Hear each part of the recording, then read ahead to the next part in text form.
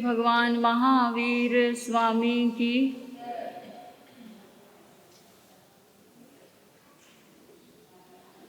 हम तुम्हारे थे गुरु जी, हम तुम्हारे हैं, हम तुम्हारे ही रहेंगे। ओ मेरे गुरुवर, तुम हमारे थे गुरु जी, तुम हमारे हो, तुम हमारे ही रहोगे। ओ मेरे गुरुवर, तुम्हें छोड़ सुनो गुरुवर प्यारे, कोई ना मीत हमारो। तुम्हें छोड़ सुनो गुरुवर प्यारे, कोई ना मीत हमारो। किसके द्वारे जाए पुकारो, कोई ना और सहारो। किसके द्वारे जाए पुकारो, कोई ना और सहारो। अब तो आके बाह पकड़ लो, ओ मेरे गुरुवर, तुम हमारे थे गुरु जी, तुम हमारे हो, तुम हमारे रहोगे। ओ मेरे गुरुवर, हम तुम्हारे थे गुरु जी, हम तुम्हारे हैं, हम तुम्हारे ही रहेंगे। ओ मेरे गुरुवर, तेरे कारण सब जग छोड़ा, तुम संग नाता जोड़ा।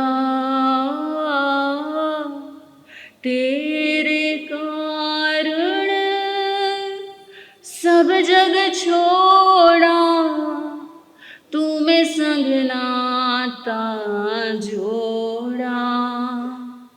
एक बार प्रभु बस ये कह दो, तू मेरा मैं तेरा।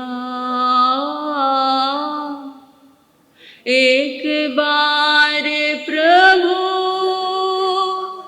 बस ये कह दो, तू मेरा मैं तेरा। साची रीत की प्रीत निभा दो, ओ मेरे गुरुवर, तुम हमारे थे गुरु जी, तुम हमारे हो, तुम हमारे ही रहोगे। ओ मेरे गुरुवर,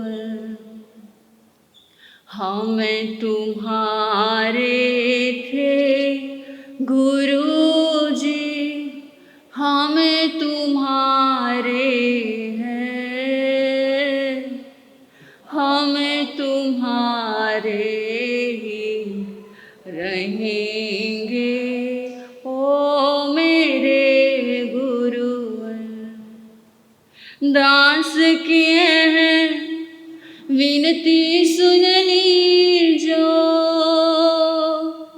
हो मेरे गुरुवर प्यारे। दास किए हैं विनती सुन लीजो, ओ मेरे गुरुवर प्यारे। आखिरी आस यही जीवन की, पूर्ण करना प्यारे। आखिरी आस यही जीवन की, पूर्ण करना प्यारे।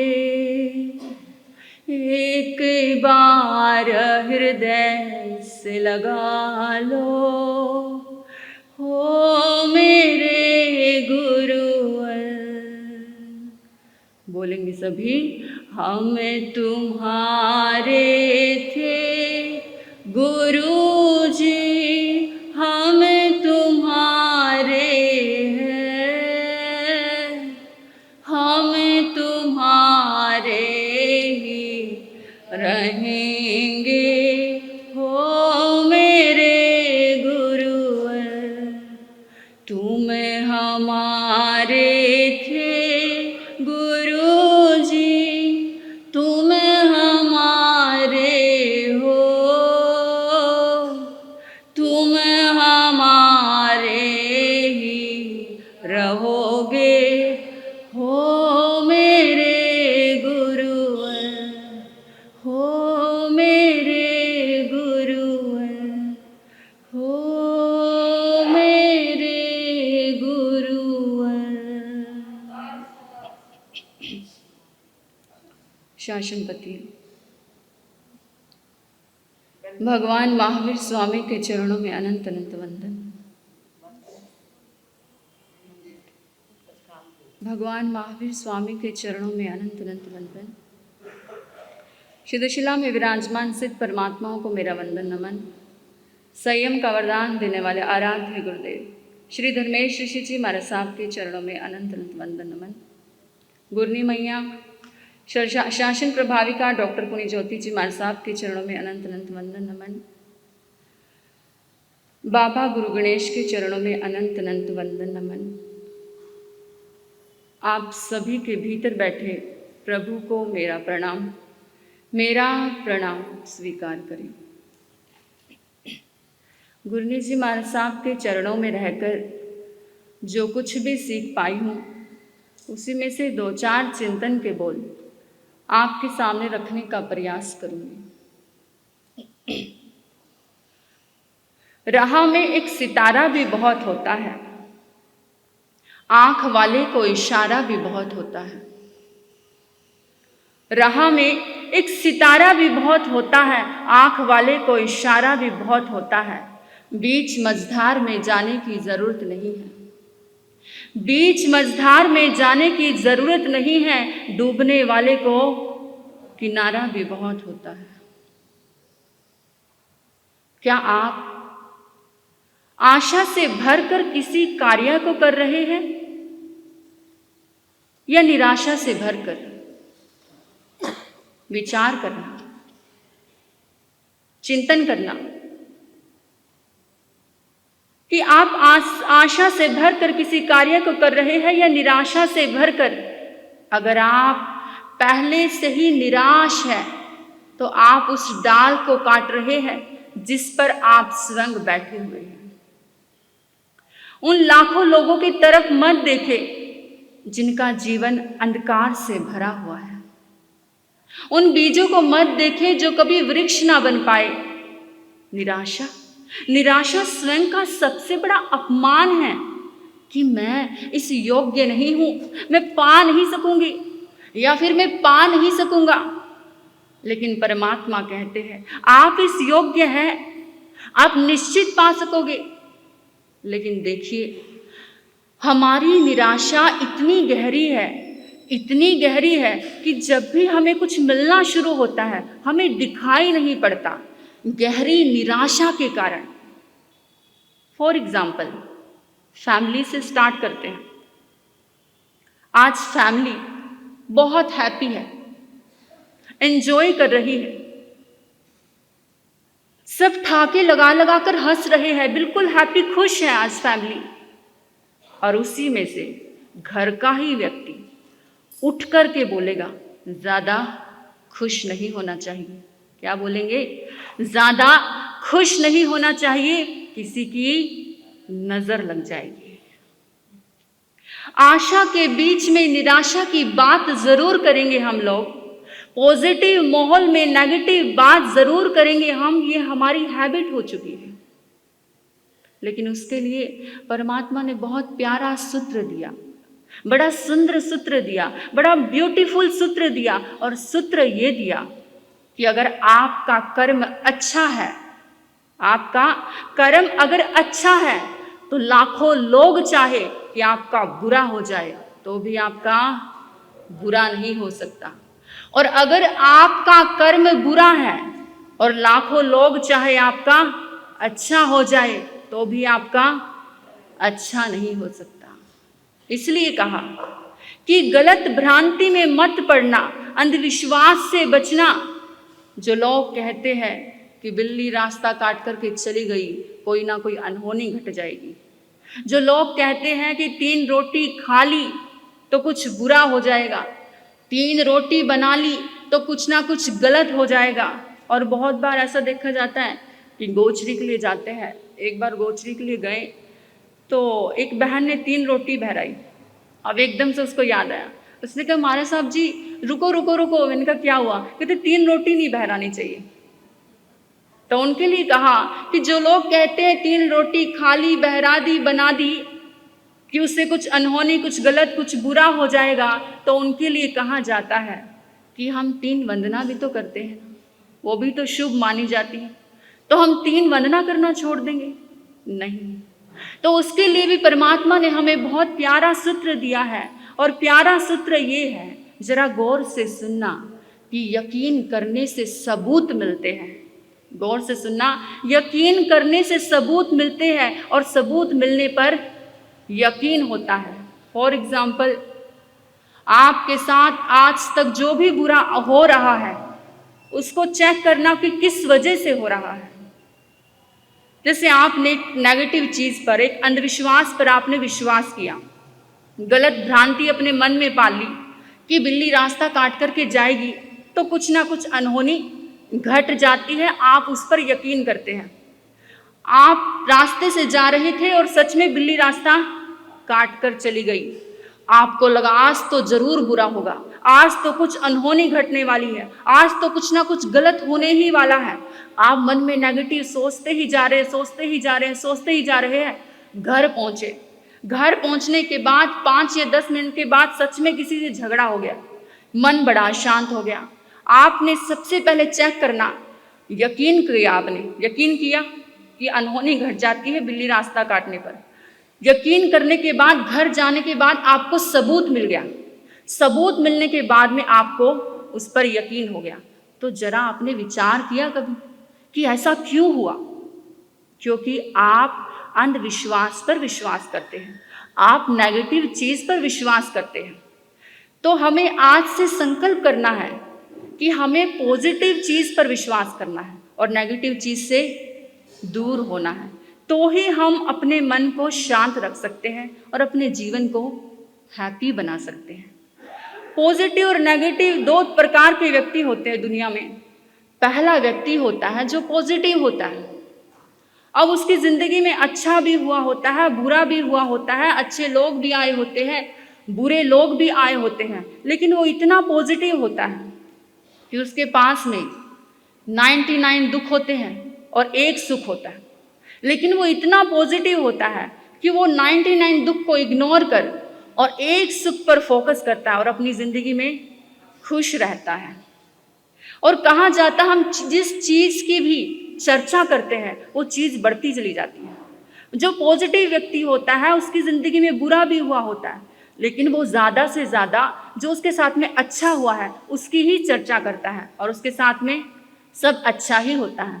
जो पॉजिटिव व्यक्ति होता है वो हमेशा विचार करता है, मुझसे सब प्यार करते हैं, मुझे सब सम्मान करते हैं, मेरी सब सुनते हैं, सब मेरी रिस्पेक्ट करते हैं, सब मेरे लिए बहुत अच्छे हैं, सब मेरे लिए बहुत प्यारे हैं। वो पॉजिटिव वाइब्रेशन भेज रहा है और उसके साथ में सब अच्छा ही हो रहा है।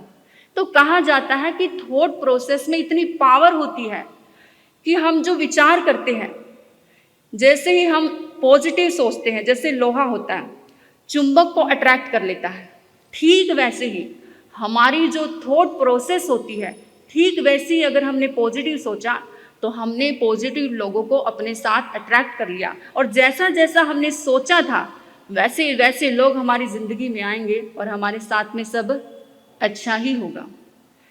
इसके अपोजिट एक नेगेटिव व्यक्ति है जो विचार करता है कि सब मेरे साथ बुरा करते हैं, मेरा कोई सम्मान नहीं करता, मेरा कोई सत्कार नहीं करता, मुझे कोई प्यार नहीं करता, मेरा कोई अपना नहीं, इस दुनिया में कोई विश्वास लायक नहीं। ऐसे ही उसने एक नेगेटिव व्यक्ति को अट्रैक्ट कर लिया। उसके पास भी 99 सुख है और एक दुख है, लेकिन वो इतना नेगेटिव है कि वो 99 सुख को इग्नोर करता है और एक दुख पर फोकस करता है कि ये दुख मेरी जिंदगी से नहीं जाता और ऑलमोस्ट दुख की ही चर्चा करता है, इसलिए उसकी जिंदगी में दुख बढ़ता चला जाता है। इसको पहला पॉइंट याद रखना है कि हमें सुबह से लेकर शाम तक अच्छा सोचना है और जो इंसान अच्छा सोचता है वो अच्छा ही बोलता है और जो इंसान अच्छा बोलता है उसका भाग्य भी अच्छा होता है। तो पहला पॉइंट याद रखें कि हमें पॉजिटिव सोचना है। इसका मतलब ये नहीं है कि डरो मत, डरो लेकिन सत्य को जानो, अंधविश्वास से बचो। भगवान महावीर स्वामी ने तो यहाँ तक भी कहा कि दुनिया में किसी से मत डरो, दुनिया में किसी से मत डरो, लेकिन अपने कर्मों से जरूर डरना, क्योंकि कर्मों को तो मुझे भी नहीं छोड़ा, तेरी तो क्या औकात है। कहा जाता है कि भगवान करुणाशील है, दयालु है, वो माफ कर देगा, लेकिन कर्म कभी माफ नहीं करेंगे। कर्म के बारे में कहा जाता है कि जैसे 100 गायें हैं और वाइट कलर की हैं और बछड़े को अपनी माँ के पास पहुंचना है, तो सेम कलर होने के बाद भी वो अपनी माँ के पास ही पहुंचता है। ठीक वैसे ही अगर आपने कोई कर्म बुरा किया है तो कहते हैं कि कर्म, आप दुनिया के किसी भी कोने में छुप जाना, कर्मकर्ता को पहचान ही लेते हैं। हमें लगता है ऐसा कि मैं सामने वाले के साथ अच्छा कर्म कर रहा हूँ, मैं सामने वाले के साथ अच्छा बिहेव कर रहा हूँ, मैं अच्छे से रह रहा हूँ, लेकिन हम सामने वाले के साथ अच्छा नहीं कर रहे, वो हम अपने साथ ही अच्छा कर रहे हैं। वो वापस लौटकर हमारे पास ही आने वाला है।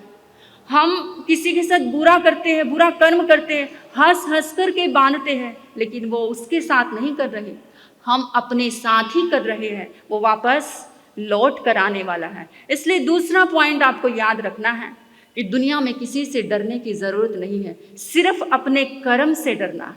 और जिस दिन हम अपने कर्म से डरने लग गए तो हम कभी भी दूसरे का बुरा नहीं चाह सकते, क्योंकि हम अपना ही करते हैं।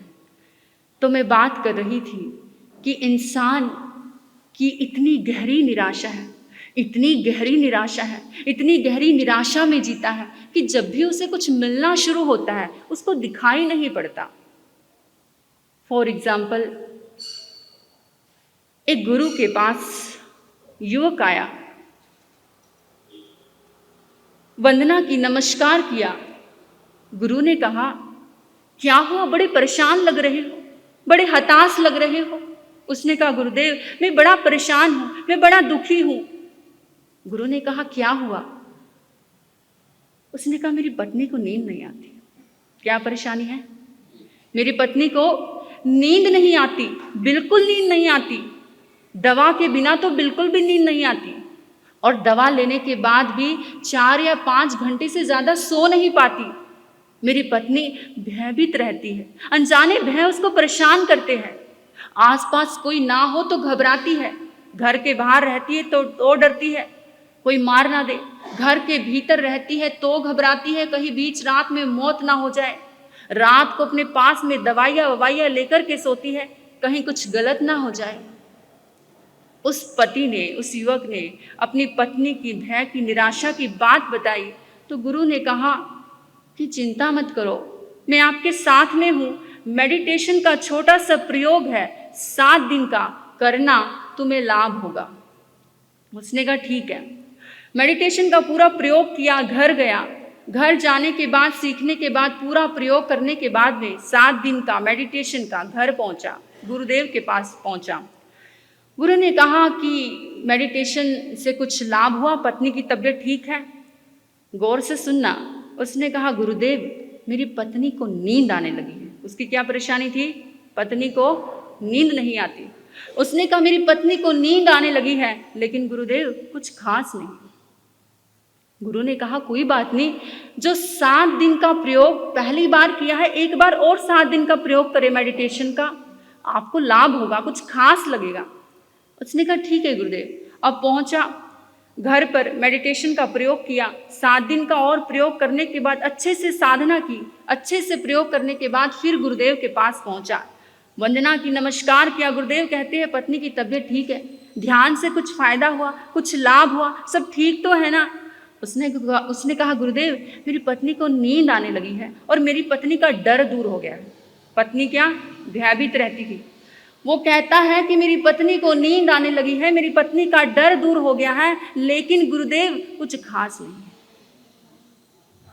गुरुदेव ने कहा कोई बात नहीं, तुम एक काम करना, जो 7 दिन का मेडिटेशन का प्रयोग किया है तुम 10 दिन का करना, शायद तुम्हें कुछ खास लग जाए।